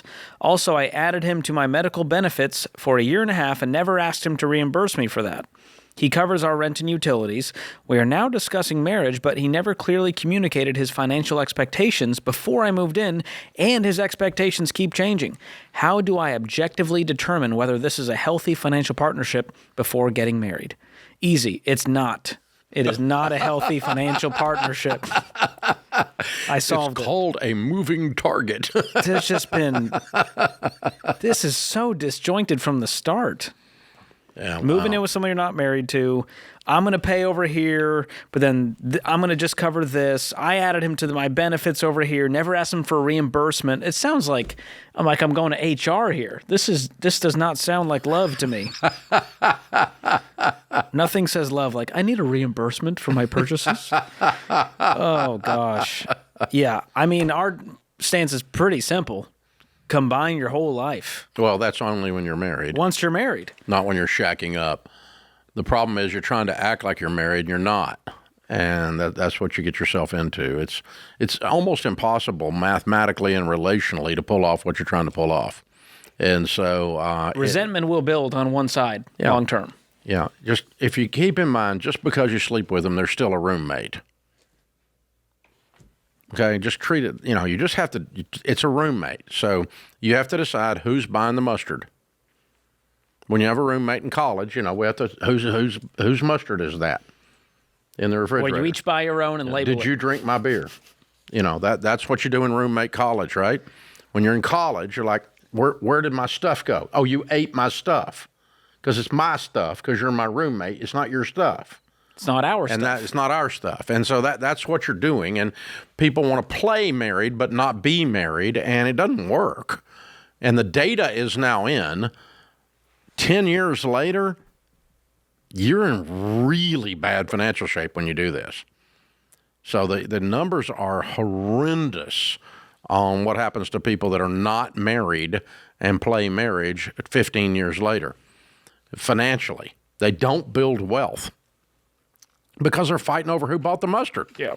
And do I want to reimburse? Well, this thing reeks of codependency, right. enabling, that word just bothers resentment. me. Nothing about this sounds fun. Yeah. So I would do a reset of this entire relationship if it's even going to work out long term. Yeah, I think we need to start fresh and sit down and see a marriage counselor and say, all right, if we were married, we would be combining 100% of everything, and there wouldn't be a mine and a yours and an ours. There would only just be ours. Much simpler. And then how is that going to feel and how's that going to sound? And do you want to sign up for that? And oh, by the way, when it's ours, here's what we are going to do. We are going to be on a budget every month that we are both have a vote on and we're both going to agree to, and we are both going to stick to it. Oh, and we are going to live on less than we make, and we are not going into debt, and we are going to have an emergency fund savings, and we are going to be saving towards a house, and we are going to be investing in retirement. And if we aren't doing that, there isn't going to be a we. That's it. That's a healthy financial partnership right there. Get aligned. Get aligned on this stuff. The number one cause of divorce and money fights in North America is money problems and not being aligned. And so if you're 16 or you got a 16-year-old or 18-year-old, have them just start studying marriage statistics a little bit. Statistically, what makes a wonderful spouse? Well, if the number one thing that causes marriages to end is money problems, then we should solve for that. Avoid those. On the second date. Oh, you're in debts and you're going to spend money like you're in Congress. Okay, you're out, You should solve for that, And if you think your mother's going to live with us, we should solve for that.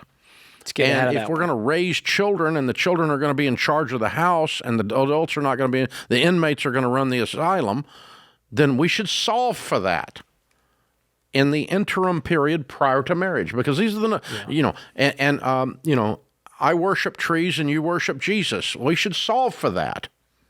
What are the four things you mentioned that causes successful marriage? Religion, in-laws, kids, and money. That's it. And all the data says if you're aligned on those four things prior to marriage, you have a very high probability of your marriage being successful.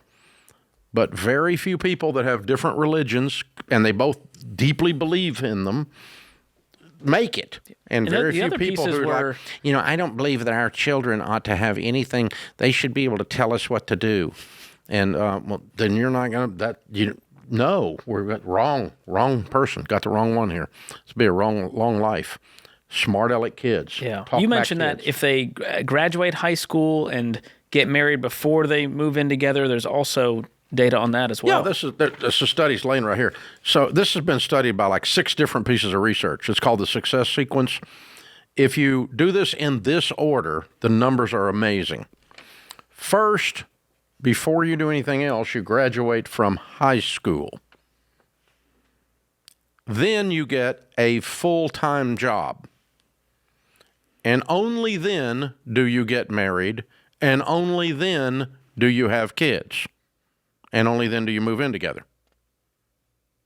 If you do it in that order, 97% of millennials who completed those 3 steps in order, the success sequence, achieve middle income or higher by their mid-30s, and only 3% are in poverty. Wow. So 97% of millennials that are in poverty didn't do the success sequence in order. And it was a pretty low bar. Don't have babies before you get married. Don't get married before you graduate from high school and have a full-time job. 97% That's chance a low of financial bar. success. We're not asking you to get a graduate degree. High school before you make babies. Wow. And you got a 97% probability. And stack that with your 4 pieces over here with the religion, in-laws, kids, money. Crazy, yeah. Now you've got marital success and financial success. And 80% of the millionaires that we interviewed are married. Interesting. So it's going to be better to build wealth together. Only 62% of the public is married. Interesting. So marriage increases your chances of becoming wealthy. Ding, ding, ding. Correlation, causation. We can argue the point in the research, but the research is there. We know the data. The data is actually there. And of those 80% that are married, 84% say that a quality alignment with their spouse is why we were able to become millionaires. Not we didn't argue, but we had alignment on the big stuff. Not we didn't disagree about whether to buy that car. That's not what we're talking about. We are talking about we're not borrowing money.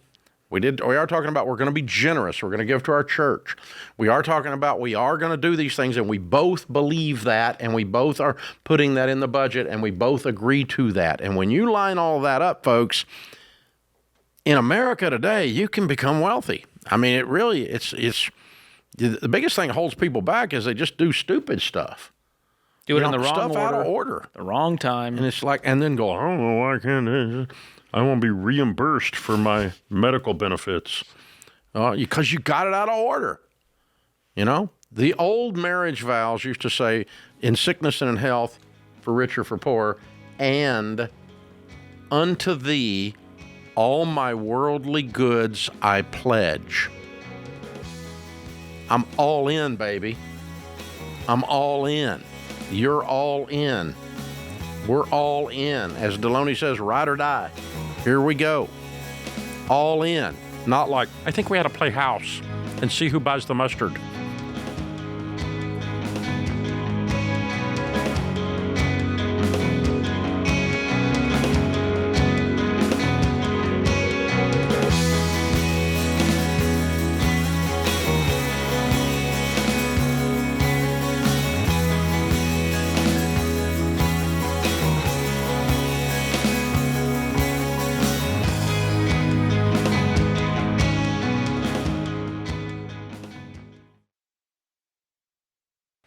You should not feel uncertain about investing, and you don't have to.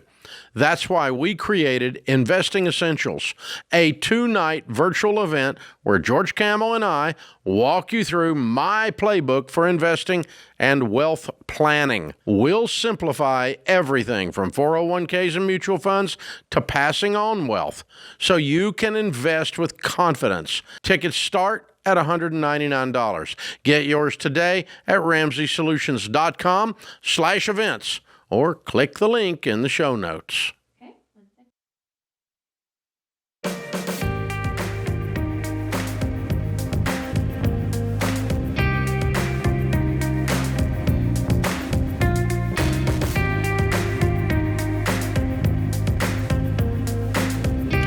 The right insurance acts as a shield, as a defense, while your offense is your investing.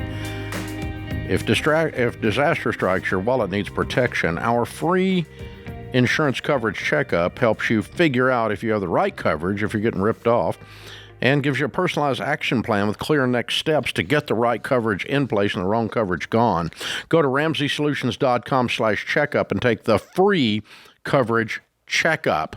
Sean's in Tallahassee. Hi, Sean. How are you? Good. How are y'all doing today? Better than we deserve. What's up? I need some help about how to talk to my dad about not taking out a HELOC on our family property. Who's our family property? His house? It would be me. No, it's my wife and I live in the house on a pine tree farm outside Tallahassee, and my brother and his wife actually live at the back end. And my dad, he lives in Atlanta, but he's having, I guess, some cash flow problems with his construction company. And he called me the other day asking if I would sign a document so he could take out a HELOC against the property. And I've listened to the show long enough. I know that's a bad idea. Okay, I'm sorry. Who owns the property? Well, it's actually all of us. It's a trust. So we're all on the deed. My brother, my dad, myself, and my mom. I see.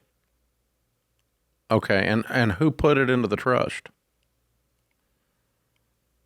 My dad. He bought the property outright 6 years ago, kind of as an engagement present for my wife and I. And then my brother and his wife moved out about 2 years ago.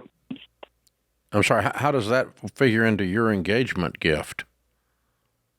They just wanted to help us get a head start, not have a payment or anything. No. How does your brother coming into your engagement gift work? Oh, no, I was just filling in why he's out here, but that doesn't really matter. No, it does matter. I'm trying to figure out what your brother was the intent to give you this piece of property. Then how did your brother get into it? The intent was to, yes, I guess, give us the property, and then it's a 20-acre pine farm, so he's just building a house at the other end instead of buying a new house or moving in somewhere else. Y'all have really blurred lines about who owns what and why in your family. Mm-hmm. So your dad gave you an engagement gift of a 20-acre pine farm, but he put it in your brother's name along with his own name, so it didn't really give it to you. And then your brother moves onto the property that you were given as an engagement gift. Am I understanding this right? Yeah. And now he wants to take out a HELOC on it because now he's got trouble financially. Yes. So what is the land worth? Last I looked, about $230,000. Mm-hmm. Okay. And are you farming the tree farm on it? Yeah, we're taking care of the pines. It's just a pine tree farm. Just a. So we don't really have to what do do much. you do for a living? I'm a general contractor down here in Florida. Like he is back in Atlanta. So you make a living apart from this piece of property? Yes, sir. Okay. All right. Well, the thing that I'm struggling with and giving you a straight answer on and the reason I keep asking all these questions to get clarity is I'm trying to figure out what to tell you to do. Because obviously, no, I'm going to tell you to not sign the HELOC, okay? And if you don't sign it, there is no HELOC. Yes, sir. But your dad is confused about who owns the property, or you are. Because actually, the three of you own it together, but it was given to you as a gift, but not really. It's so confusing. You follow me? Yes, sir. Yep. So my point is that this is what's going to happen 20 years from now when y'all sell it, or 10 years from now when you sell it, or 10 days from now when you sell it. Is it going to be three ways? So your property you were given as an engagement split three ways? We did discuss that briefly a while back, and essentially he would just get back his initial investment, and then my wife and I would get any profit. And what about your brother? Well, he would just get the acreage that his house is on in the back. Oh, so you platted that off? It's no longer part of the deal? Yes. Yeah. It's actually been platted off and deeded to your brother? No, because your brot's still on the stinking trust. There's a lot of hesitation here. Yeah, you're making this up as you're telling me, just like your dad does. So no, this is not working, dude. This is going to end poorly is where I'm going. It was conceived poorly, and it's going to end poorly. And this simple question of whether to take out a HELOC on this is exposing how badly this deal was done. Because none of you know what's happening here. Well, my brother, my dad, it's all over the place. And so what I would say if I'm you is I want clarity out of all of this. And clarity is going to involve written details as to what happens to this land and who has power over it and so forth. So I have given my children gifts. My name is no longer on them when I give them the gift. Thus, it is called a gift. Your dad is confused about that. And Dave, the HELOC to help the struggling business feels like a slippery slope of. Oh, it's going to go down, and then they're going to lose both things. Because it's not really solving a problem. We're in the contracting business. Welcome to a business that goes broke fairly often. While putting his family at risk. Exactly. Because that HELOC is, I mean, if his dad put up all the money for the tree farm to start with. So and he kept his name on it. So it's like it kind of feels like he still owns it because he kind of still does. Because he kind of didn't really give it as a gift when he was engaged. He kind of kept his name on it. Not kind of, he did. And then he put his brother's name on it so he could have the back $40, back 40 feet, or whatever's in the back Would corner. it be astute to go, hey, if he had the money to pay his dad for his portion, to just buy him out of his quote-unquote investment portion? Make this cleaner, give him the money to be done with this. Okay. Sean has his own career as a contractor, and his brother has this. This is going to end poorly. So what would I do in this situation now that I've put all my sarcasm into this pot and stirred it here? I would suggest to Dad and brother that we sell this property and we divvy it up now. And Dad can use that for his cash flow problems, and I'll take my portion of it as my engagement, and brother can have his portion as the back corner, or we'll actually go do the plat now and give the brother the back corner, and Dad and I'll split the difference, whatever, after Dad gets his money back or whatever the deal is. But Dad needs his money, and this is a messed up deal that's going to go sideways. It solves multiple problems. It's going to end up in relationship problems because it was never done properly from day one. And so if I were in your shoes, I would suggest, Dad, instead of doing a HELOC, why don't we just sell it? And you get your money out, I'll get my money out, and, we'll be clean then. Because this is not going to go well. And, Sean, you may be used to this because you grew up with it, but your wife is going to end up so pissed at her father-in-law before this is over, and it's not going to be good for your family. So, yeah, I think I would just sell it and get my money out. Everybody get their money out and everybody be happy and go their separate ways. Yeah, because untangle this. When we are tangled, we are tangled, and I don't think I'm 100% sure Dad's not going to be okay. When Sean bows up and says no HELOC, he's going to have feelings. We're going to hear Dad voice on the phone. I'm going to be using my dad voice, not my partner in a trust voice.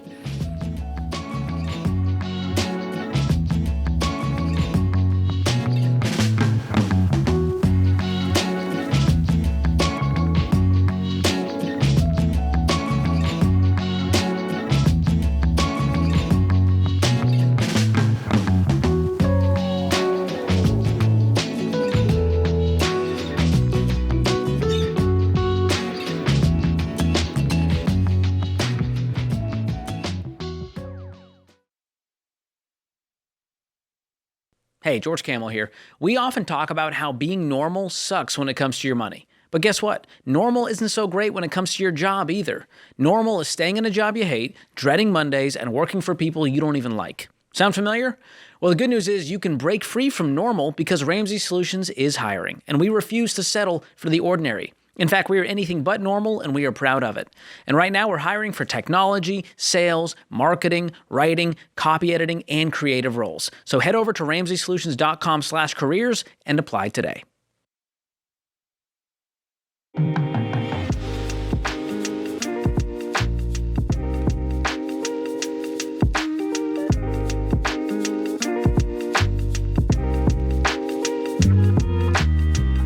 Our scripture of the day, Psalm 84:11.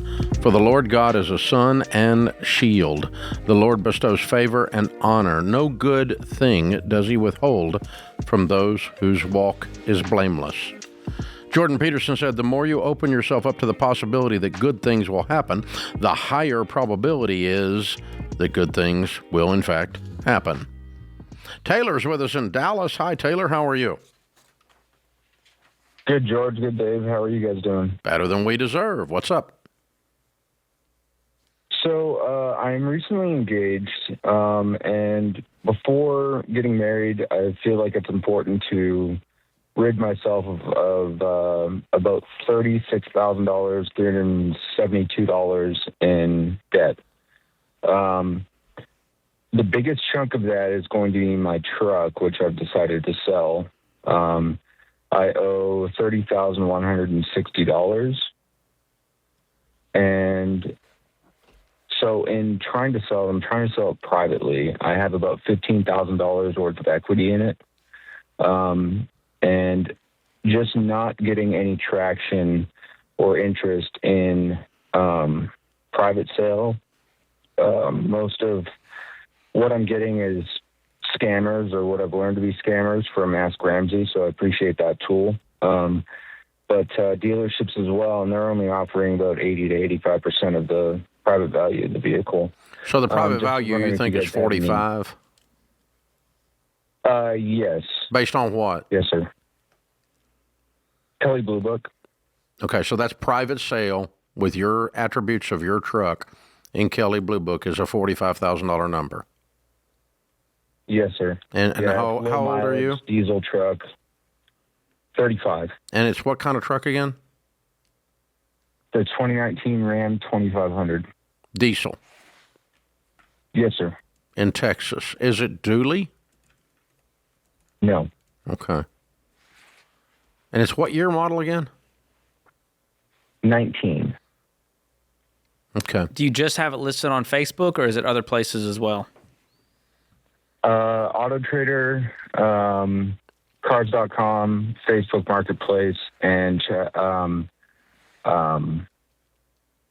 what's the other private one? I'm sorry. Well, there's a whole bunch. TrueCar, Car Gurus. Craigslist. Okay. Are you getting any views on it? Are you getting views but no messages? Are you getting messages but they're scams? What's the situation there? A lot of views that turn into messages. They're definitely scammers offering more for the vehicle than I'm asking for it, and then saying that they need it shipped. They'll give me a check. And that's where it gets sketchy?